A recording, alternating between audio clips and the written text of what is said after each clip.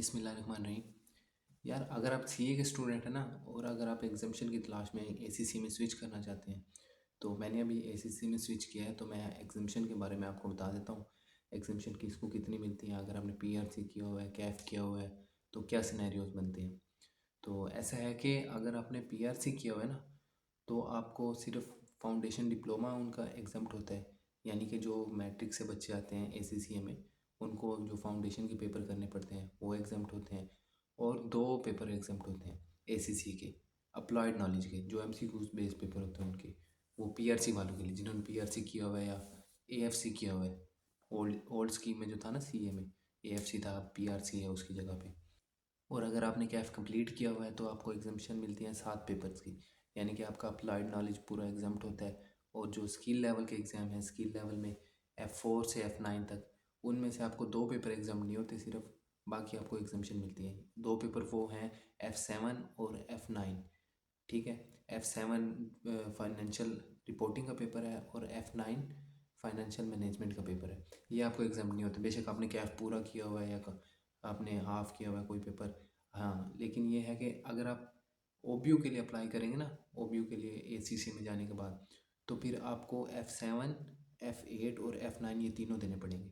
लेकिन आप वैसे ही ओबीयू के लिए नहीं जा रहे, वैसे ही एग्जामेशन अवेल कर रहे हैं तो आपको ऑडिट की एग्जामेशन भी मिलेगी जो कि F8 है एसीसी में, अगर आपने सीए में पास किया हुआ है ऑडिट। और अगर पेपर टू पेपर एग्जामेशन की बात करें तो उसके अंदर ये है कि अगर आपने सीए के अंदर बिजनेस लॉ का पेपर पास किया हुआ है तो आपको एसीसी में कॉरपोरेट लॉ का पेपर एग्जाम्प्ट हो जाएगा जो कि उधर F4 है। और अगर आपने सीएमए कंप्लीट किया हुआ है, सीएमए का पेपर कॉस्ट मैनेजमेंट अकाउंटिंग का सीए के अंदर, तो आपको 2 पेपर की एग्जामेशन मिलती है सीएमए की बेस पे। एक अप्लाइड नॉलेज का एमसीक्यू पेपर होता है जो मैनेजमेंट अकाउंटिंग का, वो एग्जाम आपको एग्जाम्प्ट होता है। और दूसरा परफॉर्मेंस मैनेजमेंट का पेपर एसीसी के अंदर F5 के नाम से होता है, वो भी आपको एग्जाम्प्ट होता है। और उसके बाद आपने अगर सीए में टैक्स का पेपर पास किया हुआ है कैफ 2 का, तो आपको कैफ F6 का पेपर है एसीसी में, टैक्सेशन का पेपर, वो भी आपको एग्जाम्प्ट होता है।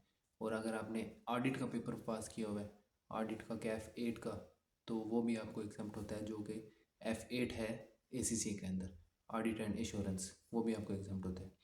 लेकिन अगर आपने R1 पास की हुई है, यानी कि फाइनेंशियल रिपोर्टिंग 1, फाइनेंशियल रिपोर्टिंग 2 और इंट्रोडक्शन टू अकाउंटिंग जो कि पीआरसी के अंदर है, ये तीनों पास आपने किए हुए ना कलेक्टिवली, तो फिर आपको फाइनेंशियल रिपोर्टिंग का एक पेपर उधर एग्जाम्प्ट होता है जो कि एमसीक्यू बेस्ड पेपर है F3 का, अप्लाइड नॉलेज के अंदर। वो आपको तब एग्जाम्प्ट होगा जब आपने इंट्रो टू अकाउंटिंग ये भी पास की होगी, R1 भी पास की होगी, R2 भी पास की होगी, फिर एग्जाम्प्ट होगा। इनमें से अगर एक भी पास नहीं है तो फिर वो आपको पेपर देना पड़ेगा। वो एमसीक्यूज पेपर जो होता है F3 का वो एग्जाम्प्ट होता है सिर्फ।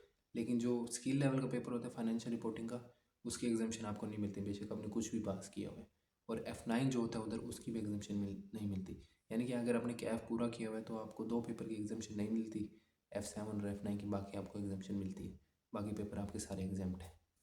अच्छा, दूसरी बात ये कि एग्जामेशन फ़ीस की अगर बात करें, एग्जामेशन फ़ीस बहुत से स्टूडेंट ये सवाल करते हैं, भाई एग्जामेशन फ़ीस कितनी देनी होती है हर पेपर की। बहुत से स्टूडेंट ये भी सवाल करते हैं कि फ़ी वेवर क्या है, ये एग्जामेशन फ़ीस हमने कितनी देनी होती है।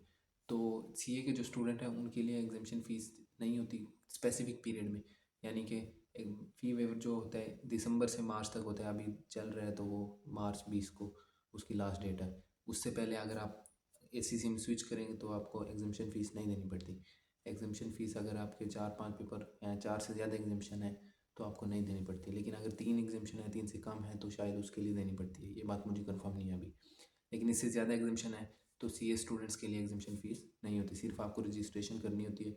एसीसी में रजिस्ट्रेशन की फ़ीस उनकी 45 पाउंड्स है जो कि 16-17 हज़ार बनती है पीकेआर में, तो वो आपको पे करनी होती है सिर्फ।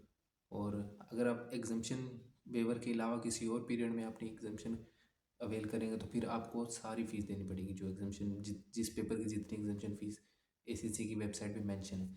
लेकिन अब अगर आप वेवर के दौरान अप्लाई करेंगे तो फिर आपसे कोई एग्जामेशन फ़ीस नहीं ली जाती। बस अभी तक के लिए ये एग्जामेशन ही, बाकी बातें इंशाल्लाह नेक्स्ट वीडियो।